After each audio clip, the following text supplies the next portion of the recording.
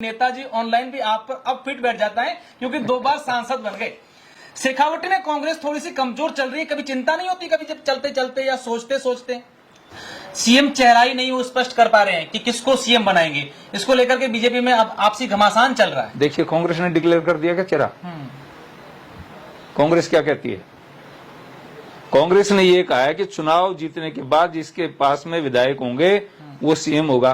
कहाँ है कांग्रेस का चेहरा? कांग्रेस के पास तो 2 ही नाम है, अशोक गहलोत, सचिन। नहीं, 2 है ना, एक तो नहीं है। एक को डिक्लेयर करो। कांग्रेस ने कब डिक्लेयर किया है? बीजेपी इंतजार कर रही है कि डिक्लेयर करने नहीं, बीजेपी से वसुंधरा राजे को बीजेपी के शीर्ष नेतृत्व है वो कहीं ना कहीं साइड लाइन कर रहे हैं, तो बीजेपी को काफी संघर्ष करना पड़ेगा।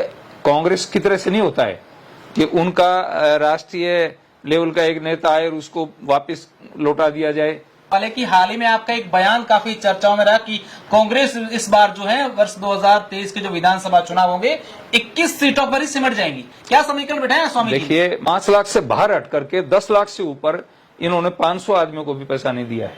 कहाँ है चिरंजीवी? कोई नहीं, मेरी दुकान थोड़ी है कोई, मेरा बिजनेस थोड़ा नुकसान हो जाएगा। सांसद आपको मैं देख, आप ही के सामने चुनाव लड़े थे। मेरी बात सुनो, मेरे सामने चुनाव लड़े क्योंकि मैं भाजपा का प्रत्याशी था, वो कांग्रेस के प्रत्याशी थे। आज वो भाजपा में आ गए, मुझे नुकसान क्यों होगा? उसके वोट मेरे पास आएंगे, मैं तो फायदा होगा मुझे। तो कहीं ऐसा नहीं लगता कि टिकट विकेट कहीं सुभाष जी को ना मिल जाए? पार्टी का विषय है। अगर पार्टी सुभाष को देती तो सुभाष लड़ लेगा, मेरे को देगी तो मैं लड़ लूंगा। नुकसान किसको है?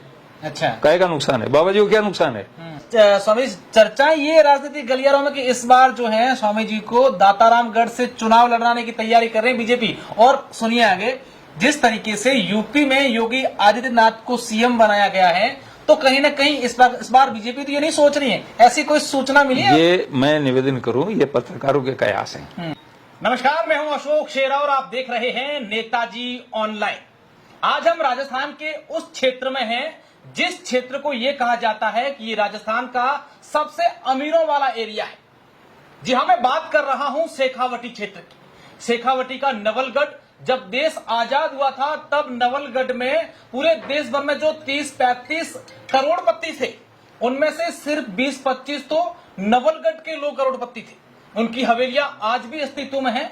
लेकिन राजनीति को लेकर अगर शेखावटी की बात करें तो शेखावटी में इन दिनों बीजेपी का जो बोलबाला है वो थोड़ा कम है। मैं ऐसा इसलिए कह रहा हूं क्योंकि शेखावटी में जो 21 विधानसभा क्षेत्र आते हैं उनमें से बीजेपी 3 पर ही काबिज है और बाकी पर कांग्रेस ने कब्जा कर रखा है। हालांकि लोकसभा से 2 बार स्वामी जी जो हैं वो यहां से सांसद बने हैं और वर्तमान की अगर बात करें राजनीतिक गलियारों में ये चर्चाएं हैं कि स्वामी जी को इस बार पार्टी ये चाहती है कि दातारामगढ़ से चुनाव लड़ाया जाए। अब इसका जवाब तो स्वामी जी ही देंगे और खूब सारी राजनीतिक चर्चाओं को लेकर स्वामी जी से बातचीत करेंगे। स्वामी जी, सबसे पहले तो आपका स्वागत है हमारे इस विशेष शो में नेताजी ऑनलाइन में। हालांकि नेताजी ऑनलाइन भी आप पर अब फिट बैठ जाता है क्योंकि 2 बार सांसद बन गए। शेखावटी में कांग्रेस थोड़ी सी कमजोर चल रही है, कभी चिंता नहीं होती, कभी जब चलते चलते या सोचते सोचते? देखिए, शेखावटी की कहानी जहां तक है, आपने कहा भी शेखावटी में कांग्रेस मजबूत है और भाजपा कमजोर है। यदि पिछले कार्यकाल को देखें तो कांग्रेस कहां थी? जो हाल भाजपा का है ये कांग्रेस का था। शेखावटी के अंदर हम यदि वोटों की दृष्टि से देखें तो मेरी लोकसभा के अंदर जो 8 सीटें हैं उन 8 सीटों में हम केवल मात्र पूरी लोकसभा में 50,000 सीटों से वोटों से पीछे रहे थे और 50,000 वोट कोई महत्व नहीं रखते हैं कवर करने में। लेकिन उनके लिए तो महत्व रख गए ना, सरकार बना दी उन्होंने। नहीं, मैं ये तो कह रहा हूं ना, सरकार अशोक गहलोत चुनाव जीतकर भी बहुमत में नहीं थे, 99 के चक्कर में थे और 99 के चक्कर में होकर के उन्होंने बसपा को साथ में लेकर के आज वो बसपा के लोग भटक रहे हैं। आज बसपा का जो व्यक्ति मंत्री था जिसके नेतृत्व के अंदर अशोक गहलोत ने सरकार बनाई, राजेंद्र गुड़ा, वो आज लाल डायरी ले घूम रहा है कि हमारे साथ धोखा किया, छल किया। आज किसान घूम रहा है, आज नौजवान घूम रहा है। तो छल कपट से 99 के चक्कर से बाहर निकले और आज वही लोग, पिछली बार भी बसपा के सारे जीते, इस बार भी बसपा के, कभी भी कांग्रेस स्पष्ट बहुमत में नहीं आई पिछले आप 20 साल में देखेंगे तो कांग्रेस कहाँ है? अब क्या 2023 चुनाव आगे 3 महीने शेष बचे हैं, 21 में से जो है 3 सीटों पर ही आप काबिज हैं। अब लगता नहीं है कि मेहनत करनी पड़ेगी, क्योंकि अगर इस बार राजनीतिक चुनावों को लेकर, जो विधानसभा चुनावों को लेकर जो परसेप्शन बना हुआ है वो इस प्रकार का है कि जिस तरीके से वसुंधरा राजे को बीजेपी के शीर्ष नेतृत्व है वो कहीं ना कहीं साइड लाइन कर रहे हैं, तो बीजेपी को काफी संघर्ष करना पड़ेगा। नहीं, देखिए, माननीय वसुंधरा जी हमारी राष्ट्रीय उपाध्यक्ष है। साइड लाइन तो कर दिया कांग्रेस ने पायलट को, जो अध्यक्ष था, और अध्यक्ष से सामान्य के एमएलए पर लाके छोड़ दिया, और आज उसकी हालत बहुत खराब है। हमने तो माने वसुंधरा जी को, हमारी पार्टी ने तो राष्ट्रीय उपाध्यक्ष बना रखा है। साइड लाइन कहाँ है? वसुंधरा जी हर कार्यक्रम में उपस्थित रहती हैं, मोदी जी की हर रैली में उपस्थित रहती हैं। हमारा जब भी कोई महत्वपूर्ण कार्यक्रम होता है वसुंधरा जी की हाजिरी उपस्थित होती है। इसलिए ये कहना, ये तो कांग्रेस के और लोगों के इस प्रकार के प्रचार हैं कि भाई Vasundhara ji side line, Vasundhara side line. कहाँ है वसुंधरा साइड लाइन? जो देश के राष्ट्रीय उपाध्यक्ष, उनमें नाम तो नहीं आया। नहीं, कब कमेटी डिक्लेयर हुई है? 2 कमेटी आ गई। देखिए, मेरी बात सुनो, एक मिनट सुनिए। कोई कमेटी बन गई, उसमें एक कमेटी के चेयरमैन अर्जुन जी हैं, बाकी मंत्री कहाँ हैं? नारायण जी है, पंचारिया जी। नारायण जी तो एक्स एमपी हैं, आज वो पार्टी में एक्स एमपी हैं।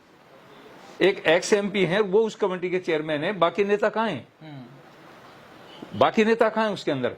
इसलिए वो एक प्रबंधन कमेटी है। जो प्रबंधन कमेटी है, माने मैडम जो है ना, वो एक नेता है, अच्छी मुख्यमंत्री रही है, राष्ट्रीय उपाध्यक्ष रही हैं। ये कोई आवश्यक नहीं है कि इस प्रकार की कमेटी में। अच्छा, बीजेपी के नेता चाहते हैं कि चुनाव जो कैंपेनिंग कमेटी है वो बननी है, उनमें जो अध्यक्ष है वसुंधरा जी को उनका जिम्मा दिया जाए। देखिए, मैं एक निवेदन करूं, भारतीय जनता पार्टी एक कैडर बेस्ड पार्टी है, और कांग्रेस की तरह से नहीं होता है कि उनका राष्ट्रीय लेवल का एक नेता आए और उसको वापस लौटा दिया जाए। खड़गे के साथ में क्या किया था इन्होंने?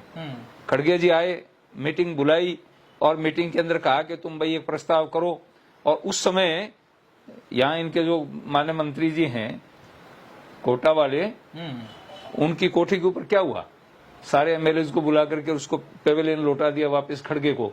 तो कहाँ अनुशासन है वहां? उसके मुकाबले में भाजपा की क्या तुलना करते हो आप? भाजपा अपने आप में एक अनुशासित पार्टी है, कैडर बेस्ड पार्टी है। भाजपा ही ऐसी पार्टी है जिसमें एक चाय बेचने वाले का बेटा तो प्रधानमंत्री बन सकता है, और एक सामान्य साधु योगी जो है ना वो मुख्यमंत्री बन सकता है, और नड्डा जी जैसा एक सामान्य बूथ पर काम करने वाला व्यक्ति वहां से चलाओ वो राष्ट्रीय अध्यक्ष बन सकता है।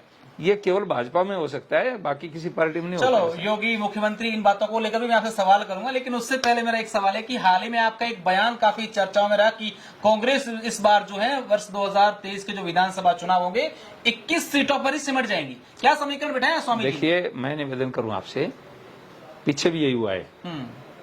पिछली बार कांग्रेस की जो सीटें थी वो विपक्ष का नेता कहलाने के लायक नहीं थी। विपक्ष के नेता की जो परिभाषा है उसमें एक निश्चित है कि 1/4 सीटें चाहिए, नहीं थी। यही हाल सेंटर में है। सेंटर के अंदर भी कांग्रेस के पास 1/4 नहीं है, लेकिन इसके बावजूद भी भारतीय जनता पार्टी उनके नेता को, अधीर रंजन चौधरी को, विपक्ष का नेता का मानती है, सम्मान देती है। ये उनके पास नहीं तो सेंटर में विपक्ष रहा, ना यहाँ स्टेट में विपक्ष रहा। वो तो क्या है, जुगाड़ से गवर्नमेंट बना ली, चला ली उन्होंने, वो चलने वाली नहीं आगे इस बार देखना। चलो, अपन दिल्ली जयपुर का एक सवाल मैं आपको और स्वामी जी पूछूंगा, उसके बाद सीधे शेखावटी आ जाएगी। मेरा सवाल ये कि बीजेपी को लेकर जो विपक्षी हैं, चाहे कांग्रेस की बात करें, अलग अलग लोग ये कहते हैं कि सीएम चेहरा ही नहीं वो स्पष्ट कर पा रहे हैं कि किसको सीएम बनाएंगे। इसको लेकर के बीजेपी में अब आपसी घमासान चल रहा है। देखिए, कांग्रेस ने डिक्लेयर कर दिया क्या चेहरा? कांग्रेस क्या कहती है? कांग्रेस ने ये कहा है कि चुनाव जीतने के बाद जिसके पास में विधायक होंगे वो सीएम होगा। कहाँ है कांग्रेस का चेहरा? कांग्रेस के पास तो 2 ही नाम है, अशोक गहलोत, सचिन। नहीं, 2 है ना, एक तो नहीं है। एक को डिक्लेयर करो।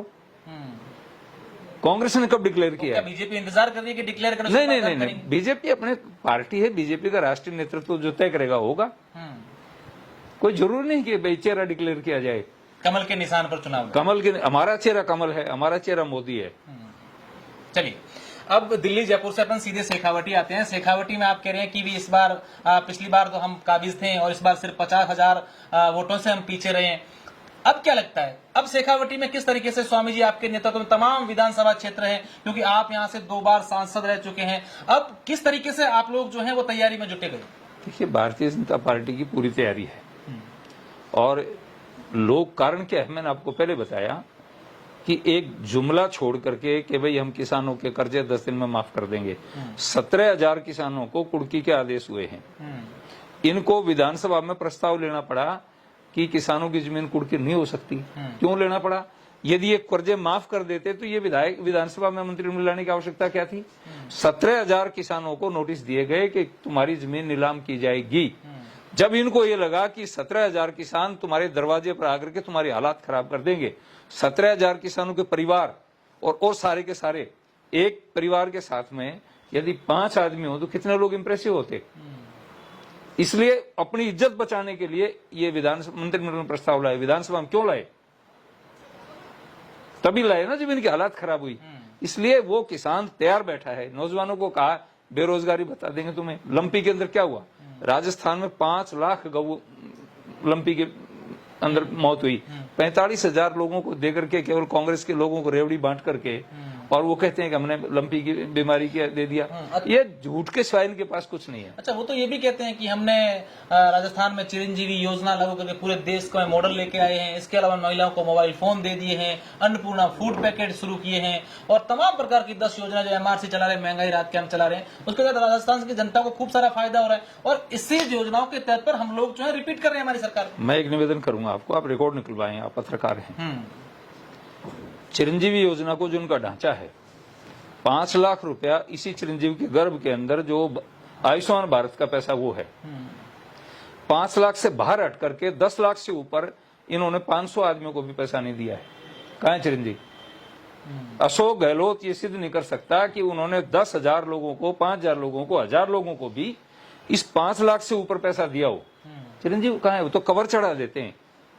उन्होंने आयुष्मान भारत को लुप्त करने के लिए उसके ऊपर एक आवरण चढ़ा दिया चिरंजीवी का, ताकि नरेंद्र मोदी का नाम न हो। आज भी, और आश्चर्य ये है कि सरकारी हॉस्पिटल में चिरंजीवी लागू है। क्यों? कि मोदी जी के 5 लाख रुपए लेने हैं। क्या जरूरत उनको सरकारी हॉस्पिटल में? प्राइवेट में वसुंधरा जी के समय में जो योजना थी, भामाशाह योजना, वो प्राइवेट हॉस्पिटल में थी। सरकारी हॉस्पिटल में तो इलाज वैसे ही फ्री था, लेकिन प्राइवेट हॉस्पिटल की वो थी। 27 लाख लोगों को लाभ मिला। अशोक गहलोत बताए चिरंजीवी आयुष्मान भारत के 5 लाख हटा दो, 5 लाख माइनस करने के बाद अशोक गहलोत के कांग्रेस के लोग डिक्लेयर करें कि उन्होंने कितने लोगों को लाभ दिया। हमने 27 लाख को दिया। अच्छा, चलिए बात करते हैं आप ही के क्षेत्र से जो चुनाव लड़े थे आपके सामने, सुभाष जी को आपके सामने चुनाव लड़े। हाल ही में सुभाष जी को वापस बीजेपी में ले आए। देखिए ऐसा है, फायदा होगा या आपको व्यक्तिगत नुकसान? मैं व्यक्ति कोई नहीं, मेरी दुकान थोड़ी है कोई, मेरा बिजनेस थोड़ा नुकसान हो जाएगा। सांसद आपको, मैं देख, आप ही के सामने चुनाव लड़े थे। मेरी बात सुनो, मेरे सामने चुनाव लड़े क्योंकि मैं भाजपा का प्रत्याशी था, वो कांग्रेस के प्रत्याशी थे। आज वो भाजपा में आ गए, मुझे नुकसान क्यों होगा? उसके वोट मेरे पास आएंगे, मैं तो फायदा होगा मुझे। तो कहीं ऐसा नहीं लगता कि टिकट विकेट कहीं सुभाष जी को ना मिल जाए? पार्टी का विषय है। अगर पार्टी सुभाष को देती तो सुभाष लड़ लेगा, मेरे को देगी तो मैं लड़ लूंगा। नुकसान किसको है? अच्छा, कहेगा नुकसान है? बाबा जी को क्या नुकसान है? मुझे 2 बार पार्टी ने सम्मानपूर्वक टिकट दिया है और 2 बार डंके की चोट से, एक बार 2.5 लाख से, एक बार 3 लाख वोटों से जीता हूं, और फिर टिकट देगी तो अब की बार उससे भी आगे जाएगा। अच्छा बाबा जी, स्वामी जी, चर्चा ये राजनीतिक गलियारों में कि इस बार जो है स्वामी जी को दातारामगढ़ से चुनाव लड़ाने की तैयारी कर रहे हैं बीजेपी। और सुनिए आगे, जिस तरीके से यूपी में योगी आदित्यनाथ को सीएम बनाया गया है, तो कहीं ना कहीं इस बार बीजेपी तो ये नहीं सोच रही है, ऐसी कोई सूचना मिली है? ये मैं निवेदन करूं, ये पत्रकारों के कयास हैं। भारतीय जनता पार्टी में कोई व्यक्ति ये नहीं कह सकता कि मैं यहां से चुनाव लड़ूंगा और मैं टिकट लेके आऊंगा। कारण क्या है? भाजपा बाकायदा सर्वे करवाती है, उनकी एक कोर कमेटी है, पहले स्टेट में जाता है, फिर सेंटर में जाता है, और ये देख करके कौन प्रत्याशी ऐसा है जो चुनाव जीत सकेगा, सीट निकाल सकेगा, उसको टिकट मिलती है। ना तो स्वामी सुमेधानंद ये दावा कर सकता कि मैं टिकट लेके आऊंगा, XYZ कोई भी आदमी ये नहीं कह सकता कि मैं खुद टिकट लेके आऊंगा। पार्टी टिकट देगी जिसको भी। अब मैं तो सामान्य कार्यकर्ता था, समाज सेवी व्यक्ति थे, मुझे बुला करके टिकट दिया। अच्छा, मेरा आपसे एक सवाल है, क्या एक राज्य के अच्छे विकास के लिए एक संत की, एक महात्मा की भूमिका होनी चाहिए सीएम के रूप में या एक बड़े नेता के रूप में? नहीं, देखिए, केवल संत की बात नहीं है। देश और प्रांत के विकास के लिए ईमानदार व्यक्ति की जरूरत है, पुरुषार्थी व्यक्ति की जरूरत है, मेहनती व्यक्ति की जरूरत है। हमारे अब भी बहुत सारे सीएम हैं जो ईमानदारी से, पुरुषार्थ से और मेहनत से जिन्होंने उस प्रदेश को आगे बढ़ाया है। असम की क्या हालात थे, वहां तो बाबा जी नहीं है, लेकिन आज असम ने ये सिद्ध कर दिया कि एक स्टेट है जिस स्टेट के अंदर विकास, डेवलपमेंट और देशभक्ति का भाव है। तो बहुत से स्टेट इस प्रकार के हैं। हरियाणा में खट्टर है, ईमानदार आदमी है, एक पैसे का आरोप उसके ऊपर नहीं है। तो ये कोई जरूरत नहीं है कि भाई भगवान पहन करके यहाँ पे संत बनेंगे। हमारे यहाँ तो जो व्यक्ति ईमानदार आदमी है, माने मोदी जी की सरकार के अंदर 9 साल के अंदर किसी भी एमपी और एमएलए पर उंगली नहीं उठी है। कांग्रेस के अंदर तो कोई अखबार बचता ही नहीं था, रोज घोटाले होते थे। तो भाजपा का अपना एक चरित्र है, उस चरित्र के हिसाब से वो तय करते हैं अच्छा, कौन मुख्यमंत्री होगा। आमतौर पर ये देखा जाता है कि जब कोई संत साधु जब राजनीति में आ जाते हैं, उसके बाद से उनका जो संत साधु वाला जो एक होता है पूरा का पूरा व्यवहार, वो कहीं ना कहीं लोगों में कम हो जाता है। लेकिन स्वामी जी का ऐसा नहीं है। जहां देखते हैं बात करते हैं कि यार स्वामी जी तो राजनीति में भले गए, लेकिन जो काम कर रहे थे वो कर ही रहे हैं। देखिए, मैं आपसे निवेदन करूं, मैंने पार्लियामेंट में एक बार कहा था, कांग्रेस के एक नेता ने कहा कि बेसाधुओं का क्या योगदान रहा। मैंने उनको कहा कि तुम इतिहास ही नहीं जानते। स्वामी श्रद्धानंद से लेकर महात्मा गांधी कौन थे? महात्मा थे ना। उन्होंने झंडा लेकर के देश की आजादी की लड़ाई लड़ी। स्वामी श्रद्धानंद ने गोली खाई। कितने सारे संतों की मैं सैकड़ों संतों की लिस्ट मैंने उनको दे दी, इनको देख लो, जिन्होंने देश की आजादी के लिए जेलें काटी, गोली खाई, सब कुछ किया। हाँ, ये बात दूसरी है कि मैं तो, जो मुझे टिकट मिली तो मेरा तो बैंक में अकाउंट नहीं था। बाद में कलेक्टर से पूछा, भाई क्या कुछ देना है? कि साहब 25,000 रुपए देने पड़ेंगे, चेक देना पड़ेगा। मगर चलो खाता खुलवा लेते हैं। अब अकाउंट है? अकाउंट तो भाई, तनख्वाह तो अकाउंट में ही आएगी। लेकिन बाबा जी बांट देता है उसको। अच्छा, आज भी मैं उसको जमा नहीं करता हूँ। कारण क्या है कि मुझे इस बात की चिंता नहीं है। मुझे, मेरा चुनाव मैं नहीं लड़ता हूँ, मेरा चुनाव जनता लड़ती है। और आश्चर्य होगा आपको, लोग कहते हैं साहब राजनीति के अंदर लोग शराब मांगते हैं, ये मांगते हैं। बाबा जी से चाय नहीं मांगी किसी ने, और चुनाव लड़ा लोगों ने, अपने आप लड़ते हैं लोग। तो इसलिए मेरा ये है कि भाई मैं तो 40 साल 42 साल हो गए समाज सेवा के काम में, और मोदी जी ने मुझ पर विश्वास किया। मैं अब तक तो मोदी जी के विश्वास से खरा उतरा हूं। भविष्य में भी मेरा यही है। मेरा अपना कुछ नहीं है। ये जीवन जो है, जिस दिन ये कपड़े पहने थे, आपने अग्निकुंड देखा है ना, अग्निकुंड में आहुति डाल दो सबकी हो जाती है। ये अग्नि वस्त्र हैं, इसमें जो आदमी कूद जाता है वो एक का नहीं, वो सबका है। निश्चित रूप से। अब मेरा आखिरी सवाल है आपसे, विधानसभा चुनाव को ज्यादा समय नहीं बचा है, स्वामी जी को क्या लगता है कि इस बार कितनी राजस्थान में सरकार और आपने इस क्षेत्र की जीत को लेकर कितने आश्वस्त हैं स्वामी जी? 100% आश्वस्त हूं, क्योंकि कांग्रेस के झूठे वायदों के कारण बलात्कार में कांग्रेस टॉप में, भ्रष्टाचार में कांग्रेस टॉप में, दलितों पर अत्याचार करने में कांग्रेस टॉप में, सब टॉप ही टॉप है। वो अगर जीरो है तो वो लोकतंत्र में है। और अब की बार क्या होगा कि कांग्रेस का सुपड़ा साफ हो जाएगा। वही स्थिति जो पिछले इलेक्शन में हुई थी, जब हमारे 163 थे और इनके पास में विपक्ष का नेता कहलाने की स्थिति भी नहीं थी, उससे भी बुरी हालत इस बार होगी। निश्चित रूप से स्वामी जी का साफ तौर पर दावा है कि इस बार हम लोग जो है मजबूती से राजस्थान में चुनाव लड़ेंगे। लेकिन देखने वाली बात होगी कि यहाँ की जनता और विशेषकर शेखावटी की जनता इस बार कौन सी पार्टी के सर पर सरकार का ताज रखने वाली। बहुत बहुत शुक्रिया, धन्यवाद।